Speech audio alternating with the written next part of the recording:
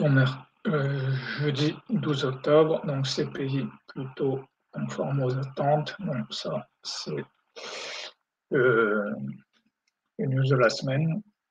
Donc ici, la clé était de comprendre qu'on a atteint un RH50 en J1, zone intéressante pour les vendeurs. Ensuite, il y a un range d'où en fait, on arrive sur un plus haut. Ensuite, dès qu'on teste le plus haut, il y a un range. Ça, c'est quand même un signe en général qu'il va y avoir un reversal. Ensuite, il y a le double top en H1, le CPI qui est mal accueilli et qui intègre le range. Ça donne une forte proie de baisse, dont la thèse vendeuse de la déviation et retour sur RB50 voire B lundi devient la plus probable en fait. Donc là, c'est vraiment raisonné en termes de trading en fait. Donc si je suis vendeur, je vends dès l'annonce du CPI en fait. Dès que je vois la baisse du CPI, je vends. Et là, je suis vendeur sur tous les reversals à la baisse et tous les RH50 en fait. Et si je suis acheteur, là maintenant, je vais un peu prendre du recul et là, je vais aller chercher des niveaux plus importants. Donc, soit je vais aller chercher des doubles bottoms, parce que là, c'est un signal fort, et je vais aller chercher des supports du type RB50 J1 ou des J1 Fair Value Gap. Donc là, sur les trappes, j'avoue que là, on a eu pas mal. Donc, en fait, j'ai une baisse forte et le plus probable, c'est une déviation sur BJP et pas un rebond direct. En fait, là, je me suis arrêté. J'ai pas pris des trades. Bon, je reviendrai dessus après. Donc ici, ignorance, attendre le RBBJP CL50 au lieu de vendre la déviation. Quand il y a une news, il y a déviation sous BJP dans 60% du temps et on va tester J1 BFG là-dessus. C'est là-dessus que j'aurais dû me concentrer. En fait, j'aurais dû me concentrer sur le fait de vendre et d'aller chercher la déviation plutôt que d'attendre un rebond, en fait. C'est là, j'étais un peu pris dans les phares. Donc ici, ouais, et j'hésite à vendre la déviation BJP. Quand le prix baisse, j'hésite à vendre sur BJP parce que je me demande s'il va breaker. Je m'inquiète des SL, j'aurais dû me concentrer sur le fait qu'il y a un mauvais CPI, il y a un échec break dans haut de range, donc il y a une forte probabilité de réintégration de RB50 ou du bas de lundi, et donc d'une déviation sous BJP. De façon générale, les déviations sous BJP, c'est 60% du temps en fait. Ici, ne pas vouloir choisir une grille et accepter de trader la grille. Je choisis bien la grille, bas de CPI et check break, mais je ne suis pas cohérent dans mes targets.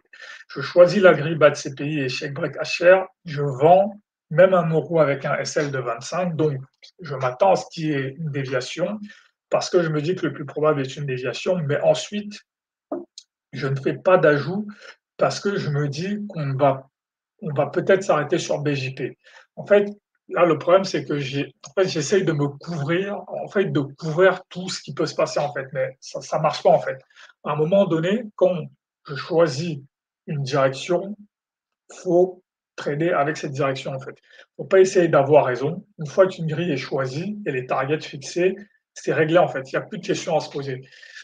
En fait, c'est vraiment me déresponsabiliser, ne pas m'impliquer personnellement dans une fois que la grille est posée, qu'elle est validée par des indices clairs, il faut la trader en fait. Il ne faut pas se poser la question si ça s'arrête sur BJP, ça s'arrête, mais c'est juste les 40% des cas où ça s'arrête en fait. Mais il faut trader les 60% et donc il ne faut pas se poser de questions une fois que c'est posé.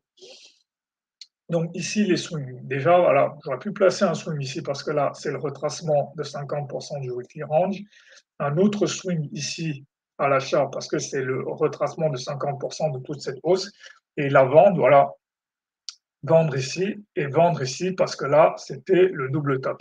Et j'aurais aussi pu vendre directement ici sur cette forte baisse où je peux mettre un ordre de vente ici dans cette zone. Voilà, on verra ce que ça va donner les jours d'après. Donc ici, voilà, 15h30. Je vends ici directement parce que là, j'ai vraiment un setup complexe de baisse. Voilà, déviation et réintégration, là, je suis vraiment assez convaincu qu'on va baisser. Ici, je ne rajoute pas parce qu'on est quand même sur un nuage V. Ici, j'aurais dû acheter parce que là, quand même, j'ai un retracement, j'ai une bougie qui retrace 50%, j'aurais dû acheter ici. Ici, j'aurais dû vendre parce que j'ai un RH50. Là, c'est les cas exceptionnels où je peux vendre et acheter en même temps, en fait. Je peux, là, vraiment, je pense que là, je peux vendre et acheter. Ici, pareil, je ne rajoute pas parce que là, je ne sais pas, est-ce qu'on va continuer ou on va avoir un. Là, en fait, je suis hésitant. Est-ce qu'on est dans un est-ce qu'on est dans un double bottom ou alors on est dans un triangle? Là, j'aurais quand même dû parier sur le double bottom parce qu'on avale les 2 bougies rouges, ouais, ici, donc j'aurais dû parier sur le double bottom. Ici, j'achète, mais j'achète mes bougies. Là, à un moment donné, mon SL est touché, mais à partir d'ici, de toute façon, j'aurais dû acheter parce qu'en fait, ici, il y avait un décalage. AJP, en fait, c'était HSUS et le vrai AJP était ici. Donc, j'aurais pu acheter ici pour aller chercher AJP. Voilà, ici, là, on arrive, en fait, voilà, ici, c'est un RH50. En fait, ça, c'est un RH50. Ici, c'est un RH50. Et donc, ce qui se passe ici, c'est qu'en fait, il y a un Fed speech à 18h, à 19h. En fait, ici, j'aurais dû ignorer le Fed speech. J'aurais dû ignorer le Fed speech parce que le, ce, en fait, le speaker avait déjà parlé une première fois la veille, donc c'était quasiment sûr qu'il n'allait pas dire grand-chose de différent. Donc là, j'aurais dû ignorer le Fed speech et ici, vendre le RH50 J1 ici, parce que là, c'est un RH50 J1, donc j'aurais dû vendre. Ici, j'aurais dû passer en sursize sur vente parce que là, maintenant, j'ai une convergence. Voilà, sur mes 3 indices, il se passe la même chose.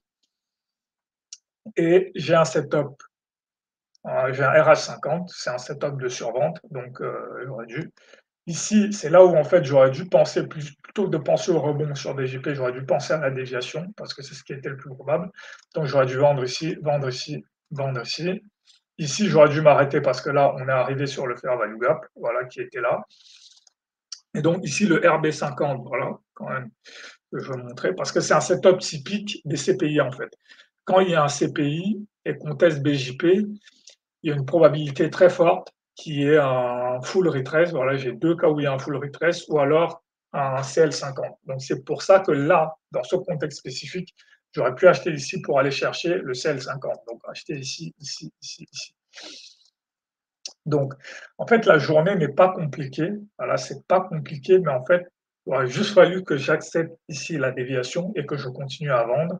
Et ensuite, ici, c'était même pas utile, en fait. Le CL50 était même pas utile, mais aussi pareil, si j'avais formalisé clairement le fait que lors des CPI, on teste un BJP, ouais, en fait, ça, j'avais pas formalisé clairement ce signal qui est lors des CPI, si on teste BJP, il y a un il y a une forte probabilité d'avoir un retracement en fait. Je n'avais pas formalisé ça, mais la journée n'est pas spécialement compliquée. Donc voilà. Mais vraiment, ici, le point important, c'est que vraiment, j'aurais dû être ici en survente, dans cette zone.